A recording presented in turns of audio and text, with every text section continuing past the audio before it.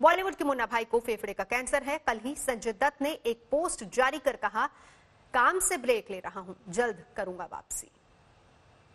संजय दत्त की सेहत को लेकर बड़ी खबर।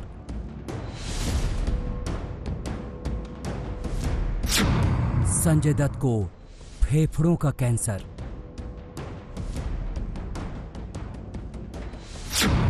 संजय दत्त को स्टेज 3 का कैंसर।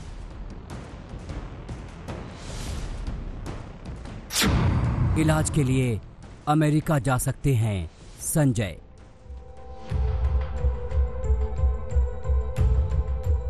बॉलीवुड के मुन्ना भाई ठीक नहीं हैं और बेचैनी की शिकायत के बाद मुंबई के लीलावती अस्पताल में भर्ती हुए थे। इसके बाद उनका कोविड टेस्ट हुआ था जो नेगेटिव निकला, लेकिन पूरी जांच के बाद जो रिपोर्ट आई वो परेशान करने वाली थी।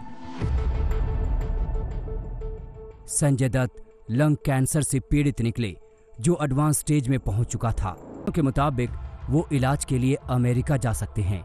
इस खबर के आने से पहले ही संजय दत्त ने इंस्टाग्राम पर एक पोस्ट लिखा जिसमें उन्होंने फिल्मों से छोटा सा ब्रेक लेने की बात कही। उन्होंने लिखा, दोस्तों, मैं मेडिकल ट्रीटमेंट के कारण काम से छोटा सा ब्रेक ले रहा हूं। मेरा परिवार और मेरे दोस्त मेरे साथ हैं। मैं अपने शुभचिंतकों से गुजारिश करता हूं कि मेरी तबीयत को लेकर गैर जरूरी कयास न लगाएं। आप सभी का प्यार और शुभकामनाएं साथ हैं। मैं जल्द वापसी करूंगा। संजय दत्त की बीमारी की खबर के बाद बॉलीवुड में हड़कंप मच गया। शुभकामना संदेश देने वालों का तांता लग गया। बड़े स्टार ने उनसे बात करने की कोशिश की, लेकिन बात नहीं हो पाई। फिल्म समीक्षक कोमल नाहटा ने लिखा, संजय दत्त को फेफड़ों का कैंसर का पता चला है। उनके जल्द ठीक होने के लिए प्रार्थना करते हैं। संजय दत्त 5 महीनों से परिवार से दूर हैं। उनकी पत्नी मान्यता और बच्चे दुबई में हैं। उनके लिए यह खबर किसी भयानक सपने से कम नहीं। दत्त परिवार में कैंसर का इतिहास रहा है। संजय दत्त की मां नरगिस दत्त की मौत 1981 में पैंक्रियाटिक कैंसर से हुई थी। उनकी पत्नी ऋचा दत्त को शादी से 2 साल पहले ही कैंसर का पता चला। लंबे इलाज के बाद 1996 में ऋचा की मौत हो गई। 61 साल के संजय दत्त कई प्रोजेक्ट्स पर काम कर रहे थे। महेश भट्ट के निर्देशन वाली फिल्म सड़क 2 OTT प्लेटफॉर्म पर 28 अगस्त को रिलीज हो रही है, जिसमें उनके साथ पूजा भट्ट, आलिया भट्ट और आदित्य रॉय कपूर भी नजर आएंगे। और रिपोर्ट्स के मुताबिक संजय दत्त लंग कैंसर की 3rd स्टेज से गुजर रहे हैं। हम आपको बता दें कि लंग कैंसर की 3 स्टेज क्या होती हैं। स्टेज 1 जो शुरुआती स्टेज होती है और इस दौरान शरीर के किसी एक अंग में इसकी कोशिकाएं 2-4 के अंदाज से बढ़ना शुरू हो जाती हैं और इस स्टेज में ऑपरेशन से एक लंग का हिस्सा हटा दिया जाता है। स्टेज 2 जिसमें कैंसर सेल शरीर के एक अंग से दूसरे अंग में फैलने लगते हैं और इस स्टेज में कीमोथेरेपी, रेडियोथेरेपी के साथ ही ऑपरेशन भी जरूरी हो जाता है। Stage 1, stage 2। लेकिन अगर संजय दत्त की बात की जाए तो जो रिपोर्ट्स आई हैं उस हिसाब से यह कहा जा रहा है कि उनको स्टेज 3 का कैंसर है। कैंसर तो जैसे बॉलीवुड पर साया बनकर छाया हुआ है। इसी साल कैंसर ने ऋषि कपूर और इरफान खान को छीन लिया, लेकिन बॉलीवुड में कई ऐसी हस्तियां भी हैं जिन्होंने कैंसर को मात दी। बॉलीवुड पर कैंसर का साया कोई नया नहीं है। इस पर कई फिल्में बन चुकी हैं। आज कई ने कैंसर को मात दी है तो कई इस जंग में हार गए। 2020 तो इस मामले में मनहूस रहा। इसी बीमारी ने ऋषि कपूर को छीन लिया। वो एक बार कैंसर को हराकर लौटे भी, लेकिन इसी बीमारी ने फिर से धावा बोल दिया।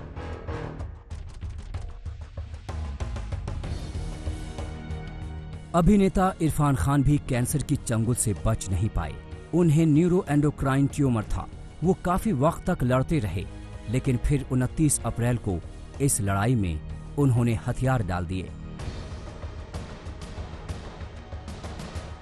Vinod Khanna advanced blood cancer से पीड़ित थे। बीमारी ने उन्हें भी नहीं छोड़ा। लेकिन बॉलीवुड की कई हस्तियां हैं जिन्होंने कैंसर को हरा दिया। सोनाली बेंद्रे मेटास्टेसिस कैंसर से लड़ने के बाद काम पर लौटी। सोनाली बेंद्रे पिछले साल कैंसर की गिरफ्त में आ गई थी। सोनाली बेंद्रे को हाई ग्रेड कैंसर हुआ था। उनका न्यूयॉर्क में इलाज चला और वो ठीक हो गई। मनीषा कोइराला को साल 2012 में गर्भाशय का कैंसर होने का पता लगा। मनीषा ने कैंसर को मात दी और अब वो ठीक होकर वापस अपने फैंस के सामने हैं।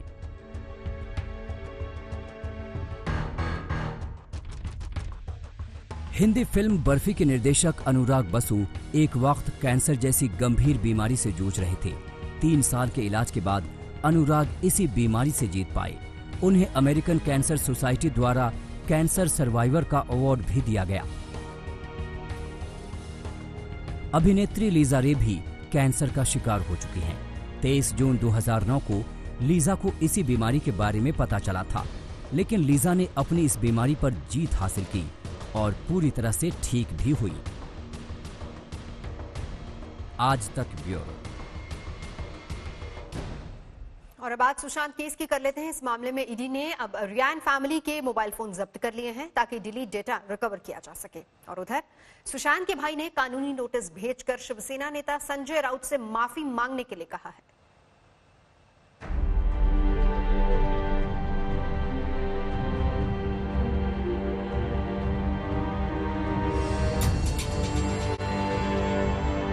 फैमिली में भी उसका अगर सब कुछ ठीक होता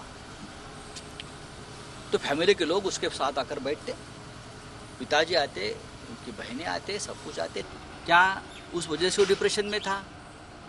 कुछ ठीक नहीं चल रहा था फैमिली के साथ? उसकी भी जांच आप करनी चाहिए, सबकी जांच करनी चाहिए। इस बयान को लेकर शिवसेना नेता संजय राउत की मुश्किलें बढ़ने वाली हैं। सुशांत के भाई और बीजेपी के विधायक नीरज कुमार सिंह बबलू ने उनके ईमेल पर कानूनी नोटिस भेजकर माफी मांगने के लिए कहा है। नोटिस में संजय राउत को 48 घंटे का वक्त दिया गया है और कहा गया है कि अगर उन्होंने माफी नहीं मांगी तो उनके खिलाफ मुकदमा दाखिल किया जाएगा। इस तरह का हल्का बयान उनको कम से कम नहीं देना चाहिए, उनको तो शर्म आना चाहिए और उनको माफी मांगनी चाहिए। इतना माने आघात पहुंचाने वाला बयान, जहां करोड़ों फैंस उनको सराह रहे हैं, उनके पिताजी को, एक बुजुर्ग आदमी पर इस तरह का माने शर्मनाक आरोप लगाना, ये काफी निंदनीय है। और जरूरत पड़े तो मैं मानहानि का मुकदमा करूंगा संजय राउत जी पर। इस बीच सुशांत केस में ईडी एक्शन में है। सुशांत की बहन मीतू सिंह ने ईडी के अधिकारियों को करीब 9 घंटे तक अपना बयान दर्ज करवाया। मीतू दोपहर के करीब 1 बजे ईडी दफ्तर पहुंची थी और रात के 10 बजे उन्हें फुर्सत मिली। मीतू से पहले ईडी ने सुशांत की पूर्व बिजनेस मैनेजर श्रुति मोदी और सिद्धार्थ पिठानी से भी पूछताछ की। सूत्रों की माने तो श्रुति मोदी ने ईडी को बताया कि सुशांत के प्रोजेक्ट के सारे फैसले रिया ही लिया करती थी। उधर 13 तारीख को ये फैसला हो जाएगा कि मामले की जांच का क्या होगा। सुप्रीम कोर्ट ने भी सभी पक्षों को सुनने के बाद फैसला सुरक्षित रख लिया है। सुप्रीम कोर्ट में रिया की ओर से कहा गया है कि उन्हें सीबीआई या मुंबई पुलिस की जांच से कोई परेशानी नहीं है। वो केवल इतना चाहती हैं कि मामले की सुनवाई पटना में नहीं बल्कि मुंबई में हो। रिया के वकील ने मुंबई पुलिस पर भरोसा जताया। वहीं सुशांत के पिता पर जांच को प्रभावित करने का आरोप लगाया। रिया की ओर से दलील दी गई कि पटना में एफआईआर दर्ज की गई जबकि वहां घटना ही नहीं हुई थी। जहां तक पिटिशनर का खुद का कहना है कि सीबीआई को जाए मामला, और दोबारा भी एफिडेविट उसने फाइल किया है कि सीबीआई को मामला जाना चाहिए। उनका सिर्फ एक कैविएट है कि ट्रायल मुंबई में हो, पटना में ना हो। हमारा कहना है कि नहीं, ट्रायल भी पटना में होना चाहिए, क्योंकि कन्वीनियंस अक्यूज का नहीं देखा जाता है, कन्वीनियंस कंप्लेनेंट का देखा जाता है। सुप्रीम कोर्ट में सुशांत के पिता की ओर से भी मामले में पक्ष रखा गया। सुशांत के पिता ने मुंबई पुलिस की जांच पर संदेह जताया। मुंबई पुलिस ने सुशांत केस में कभी एफआईआर दर्ज नहीं की। सुशांत के परिवार की ओर से मुंबई पुलिस पर सरकारी दबाव का शक भी जताया गया और पटना में एफआईआर दर्ज होने की वजह भी मुंबई पुलिस की जांच में खामी को बताया। एक लाइन आज तक चिट्ठी लेकर भेजा है उन्होंने कि आपका जुरिस्डिक्शन हम नहीं मानते हैं, आप इन्वेस्टिगेशन नहीं कर सकते। तो हम उसके बाद भी हम कहते नहीं हम करेंगे तो झगड़ा होता। वो तो हुआ नहीं। वो गलत कर रहे हैं, ये अफसोस की बात। इधर सुशांत केस में अब राजपूत करनी सेना की भी एंट्री हो गई है। महाराष्ट्र और बिहार की करनी सेना आमने सामने है। मुंबई में करनी सेना ने बिहार पुलिस के खिलाफ लिखित शिकायत दर्ज कराई है, जिसके बाद बिहार की करनी सेना ने नाराजगी जताई है। बिहार के पुलिस के खिलाफ में तकरार दर्ज की है और उसमें हमने कहा है कि बिहार की जो पुलिस है इनको सीआरपी एक्ट चैप्टर 12 और 13 के अनुसार इनको इंक्वायरी करने का अधिकार नहीं है, कानून से इंक्वायरी करने का अधिकार नहीं है। राष्ट्र के कर्मी सैनिक आज ही नहीं, जब तक सुशांत सिंह राजपूत को न्याय नहीं मिलेगा उस आखिरी पल तक हम लोग जो है लड़ाई लड़ते रहेंगे। जैसे जैसे मामला तूल पकड़ रहा है, सियासत और सस्पेंस बढ़ रहा है। देखने वाली बात होगी कि सच्चाई कब सामने आती है। सहरसा से धीरज सिंह और मुंबई से दिव्येश सिंह के साथ संजय शर्मा, दिल्ली आज तक। और बात कोरोना की कर लेते हैं। कोरोना काल में जिस एक खबर का हर किसी को इंतजार है वो है वैक्सीन। राष्ट्रपति व्लादिमीर पुतिन ने ऐलान किया है कि रूस ने दुनिया में कोरोना वैक्सीन की पहली वैक्सीन बना ली है और इसे रूस के स्वास्थ्य मंत्रालय से मंजूरी भी मिल गई है। पुतिन ने दुनिया को जो सबसे हैरान करने वाली बात बताई है वो ये है कि उन्होंने अपनी बेटी को सबसे पहले ये वैक्सीन दिलवाई।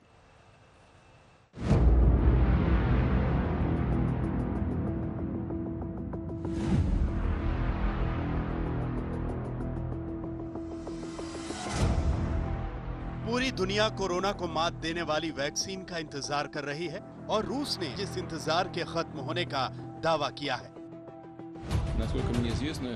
रूस के राष्ट्रपति व्लादिमीर पुतिन ने कह दिया है कि उनके देश ने दुनिया की पहली कोरोना वैक्सीन बना ली है। राष्ट्रपति पुतिन टीवी के जरिए देश और दुनिया के सामने आए और इस कामयाबी की पूरी जानकारी दी।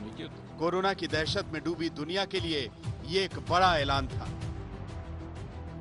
Насколько мне известно, сегодня утром зарегистрирована, впервые в мире зарегистрирована вакцина против новой коронавирусной инфекции. Я в этой связи хочу попросить министра здравоохранения Мурашко Михаила Альбертовича проинформировать нас поподробнее, хотя знаю, что она работает достаточно эффективно.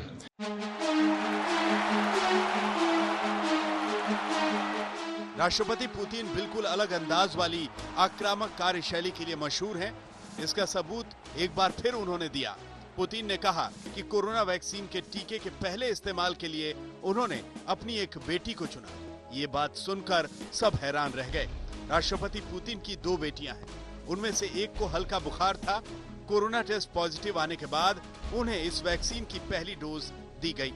इस डोज से पुतिन की बेटी की हालत में तेजी से सुधार हुआ और सिर्फ एक दिन में ही बुखार कम हो गया। Температура была у нее 38, на следующий день 37 с небольшим, и все.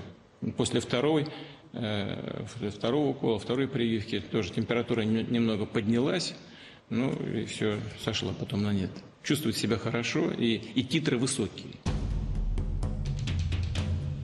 रूस ने करीब 1 महीने पहले ही इस वैक्सीन को बनाने के संकेत दे दिए थे। रूस के रक्षा मंत्रालय और गामालेया नेशनल सेंटर ने मिलकर कोरोना की दवा स्पुतनिक वी के क्लिनिकल ट्रायल में 100% तक सफल होने का दावा किया है। इस ट्रायल की रिपोर्ट के मुताबिक जिन वॉलंटियर्स को वैक्सीन दी गई उनमें वायरस के खिलाफ इम्यूनिटी विकसित हुई है। सितंबर से इसका उत्पादन करने और अक्टूबर से ये टीका लोगों को लगाने की तैयारी की जा रही है। रूस में सबसे पहले इस वैक्सीन को डॉक्टरों और स्वास्थ्य कर्मियों को दिया जाएगा। पूरी दुनिया को इसका फायदा इस साल के अंत में या अगले साल की शुरुआत में ही मिल पाएगा।